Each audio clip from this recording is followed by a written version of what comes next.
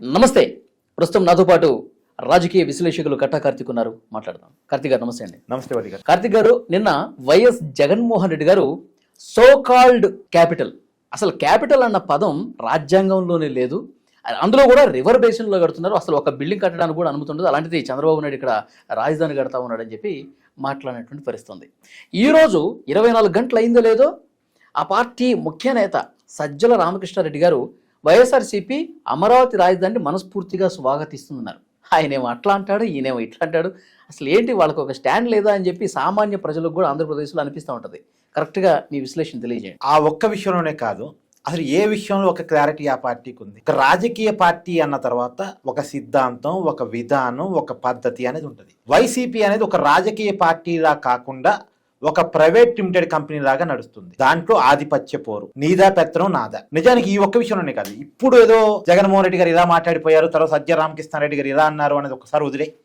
గతంలో ఒక ప్రైవేట్ సమావేశంలో సజ్జల రామకృష్ణారెడ్డి గారు అఫీషియల్గా అమరావతి గురించి చెప్పిన మాట ఏంటి? తప్పో ఒప్పో జరిగిపోయింది, మేము కొంత రియలైజ్ అయ్యాం, అమరావతి రాజధానిగా మేము యాక్సెప్ట్ చేస్తున్నాం అనేది మాట్లాడిపోయాడు.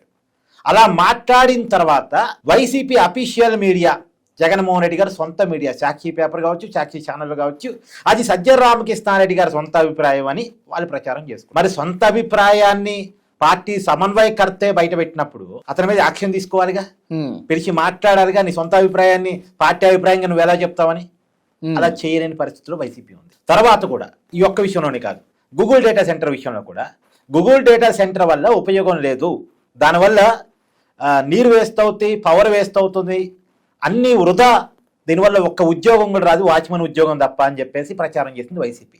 గూగుల్ డేటా సెంటర్ అనౌన్స్ అయినటువంటి ఒక వారం 10 రోజులు ఇదే ప్రచారం చేశారు. మీడియా డిబేట్లలో కూడా వైసీపీ నాయకులకి ఇదే ఫీడింగ్ వచ్చింది, వాళ్ళు ఇదే వాదిస్తూ వచ్చారు. తర్వాత ఒక టైంలో జగన్మోహన్ రెడ్డి గారు మీడియా ముందుకు వచ్చి అది ఒక అద్భుతం, అది నా వల్లే సాధ్యమైందని తన క్రెడిట్ తీసుకునేటువంటి ప్రయత్నం చేశాడు. సరే, క్రెడిట్ తీసుకోవడానికి పక్కన పెడితే అది అద్భుతం, దానివల్ల ఒక ఎకో సిస్టమ్ బిల్డ్ అవుద్ది అనేటువంటి మాట జగన్మోహన్ రెడ్డి గారు మాట్లాడారు. కానీ అప్పుడు దాకా వైసీపీ నాయకులు వాదిస్తూ వచ్చింది ఏంది అంటే, వైసీపీలో ప్రతి విషయంలో డబల్ స్టాండర్డ్ ఉంది. సజ్జల రామకృష్ణారెడ్డి గారిది ఒక స్టాండు, జగన్మోహన్ రెడ్డి గారిది మరొక స్టాండు. వాళ్ళిద్దరి మధ్య పొంతన లేని పరిస్థితి. ఇక్కడే ఒక విషయాన్ని మనం గమనించాల్సింది ఏంటంటే, సజ్జల రామకృష్ణారెడ్డి గారు వైసీపీ పార్టీ పెట్టిన కొట్టలో ఆ పార్టీకి ఏం నాయకుడు కాదు. అతను సాక్షి ఛానల్లో ఒక జర్నలిస్టు. ఆయన భారతీ గారిని పట్టుకొని నాకున్న అవగాహన మేరకు పార్టీలోకి వచ్చాడు.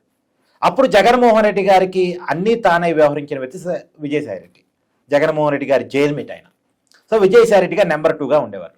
సో జగన్మోహన్ రెడ్డి గారి పెత్తనం పార్టీలో ఉండకుండా పార్టీని పూర్తిగా తన కంట్రోల్లో ఉంచుకోవడం కోసం మేబీ భారతీ గారు విజయసాయిరెడ్డిని పక్కకు తోచేస్తూ సజ్జల రామకృష్ణారెడ్డి గారిని పార్టీలో తీసుకొచ్చి ఆయనకి ప్రయారిటీ పెంచుతూ వచ్చినట్టున్నారు. సజ్జల రామకృష్ణారెడ్డి గారు పార్టీలో క్రమక్రమంగా ప్రయారిటీ తీసుకుంటూ వచ్చారు.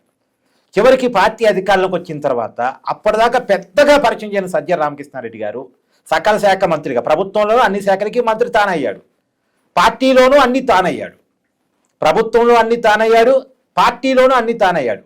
అప్పుడు దాకా ఒక వెలిగినటువంటి విజయసాయిరెడ్డి పక్కకు పోయాడు. చివరికి మన విజయసాయిరెడ్డి రాజీనామా చేసినప్పుడు ఒక్కసారి ఆయన కామెంట్స్ గుర్తు తెచ్చుకో, జగన్మోహన్ రెడ్డి గారిని కలవటానికి మాకు అవకాశం లేదు, ఆయన క్వార్టర్ని మేము సాటిస్ఫై చేస్తే తప్ప మేము కలవలేము. అసలు విజయసాయిరెడ్డి గారికి జగన్మోహన్ రెడ్డి గారిని కలిసే పరిస్థితి లేకపోవటం అంటే ఇంకెవరికి ఉంటుంది? వాళ్ళ కుటుంబానికి చాలా లాయలు, ఒక 3 తరాలకి చార్టెడ్ అకౌంటెంట్గా పనిచేసిన వ్యక్తి వాళ్ళ కుటుంబానికి. జగన్మోహన్ రెడ్డి గారి కోసం జైలు జీవితానికి అనుభవించినటువంటి వ్యక్తి. ఆయన A1 అయితే ఈయన A2, జగన్మోహన్ రెడ్డి గారు A1, ఆయన కేసుల్లో, ఆయన మీద ఉన్నటువంటి CBID కేసుల్లో A2గా విజయసాయిరెడ్డి ఉన్నారు. అలాంటి వ్యక్తి కలవటానికి కోటరీ అడ్డుపడిందంటే, అంటే విజయసాయిరెడ్డి కూడా నెట్టేయగలిగినటువంటి పరిస్థితి పార్టీలో వచ్చిందంటే ఆ సజ్జల రామకృష్ణారెడ్డి గారి ద్వారా వచ్చింది. మరి సజ్జల రామకృష్ణారెడ్డి గారిని జగన్మోహన్ రెడ్డి గారు ఎందుకు కదిలించలేకపోతున్నారంటే, జగన్మోహన్ రెడ్డి గారి కంటే బలమైన శక్తి సజ్జల రామకృష్ణారెడ్డి గారిని కాపాడుతూ వస్తున్నారు. అది మేబీ భారతీ గారు కావచ్చు. ఓకే, అందుకని అంటే ఇంకెవరున్నారు జగన్మోహన్ రెడ్డి గారు కాకుండా ఆ పార్టీలో అంత శక్తివంతంగా ఎవరు ఉండగలరు ఆ కుటుంబంలో తప్ప? ఇప్పుడు షర్మిల గారు ఆ పార్టీలో లేరు, విజయమ్మ గారు ఆ పార్టీలో లేరు. జగన్మోహన్ రెడ్డి గారు కాకుండా ఆ పార్టీని కొంత ఇన్ఫ్లుయెన్స్ చేయగల కెపాసిటీ ఇంకెవరికి ఉంటుంది?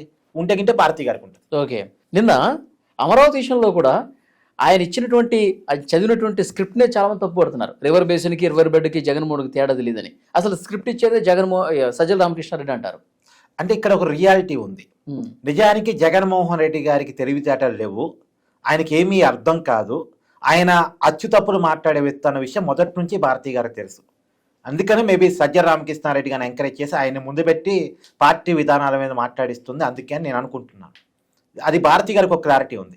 ఇప్పుడు షర్మిలా గారిని పార్టీ నుంచి బయటికి నెట్టేయడానికి కానీ, విజయమ్మ గారికి పార్టీలో ప్రయారిటీ ఇవ్వకపోవటానికి కానీ కారణం, వాళ్ళు పార్టీలో ఒక పవర్ సెంటర్స్గా మారిపోతే జగన్మోహన్ రెడ్డి గారి గురించి ఒకరోజు కాదు ఒకరోజు బయట తెలిసిద్దిగా. ఆయనకేమీ తెలియదు, ఆయనకేమీ రాదు, ఆయన ఏమి అర్థం చేసుకోలేడు, ఆయన ఏం మాట్లాడలేడు, స్క్రిప్ట్ లేకుండా ఆయన బయట మాట్లాడలేడు అనేటువంటి విషయం. కొన్నాళ్ళు మేనేజ్ చేశారు బాగానే. అధికారంలో ఉన్న నాళ్ళు వీడియో రికార్డ్ చేసి బయటికి పంపించేవాళ్ళు.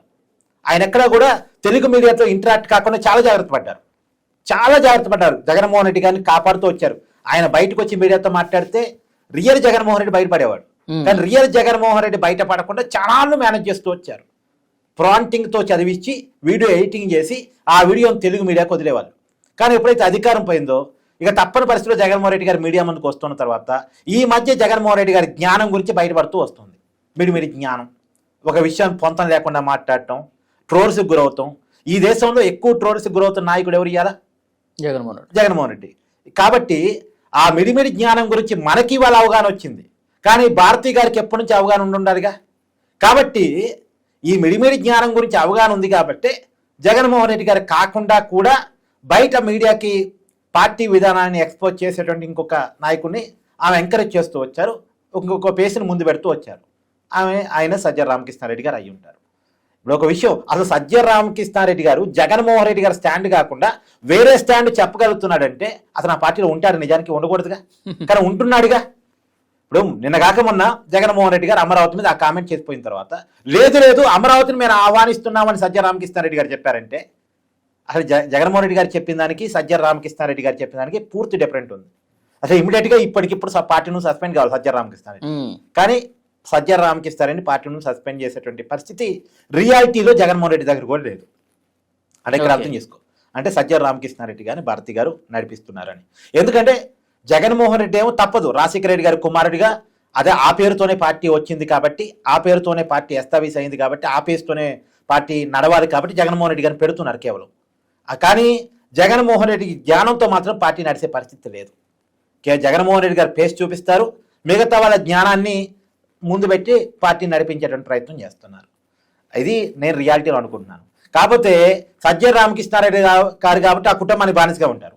అదే షర్మిలానో విజయమ్మ వాళ్ళు హైలైట్ అయ్యారనుకో, విజయమ్మ గారు అంటే తిరుగుబాటు చేయకపోవచ్చు కానీ షర్మిల హైలైట్ అయింది అనుకో, ఏదో రోజు వైసీపీ కార్యకర్తలకి నాయకులకి లేదు జగన్మోహన్ రెడ్డి గారి కంటే షర్మిల గారు బెటరు, షర్మిల గారిలో రాజశేఖర రెడ్డి గారి వారసత్వం ఉంది, ఏ విషయానైనా స్పష్టంగా స్క్రిప్ట్ లేకుండా మాట్లాడగలదు, స్పాంటేనియస్ స్పందించగలదు అనేది కనుక కార్యకర్తలకు నాయకులకు అర్థమైంది అనుకో, జగన్మోహన్ రెడ్డి గారు పక్కన పెట్టేసి షర్మిల గారి వెనకాల వాళ్ళు ర్యాలీ అవుతారు ఒకరోజు కాదు ఒకరోజు. అందుకనే క్రమంగా షర్మిలాని దూరం చేశారు. అంత కష్టపడ్డ వ్యక్తిని కూడా జగన్మోహన్ రెడ్డి గారి పేసును మాత్రమే కాపాడుతూ వెనకాల పార్టీ నడిపిస్తూ వచ్చారు. కాకపోతే ఈ మధ్య జగన్మోహన్ రెడ్డి గారు మీడియా ముందుకు రావడం వల్ల ఆయన జ్ఞానం బయటపడుతుంది, అంతే నేను అనుకోవడం. Okay, thank you very much.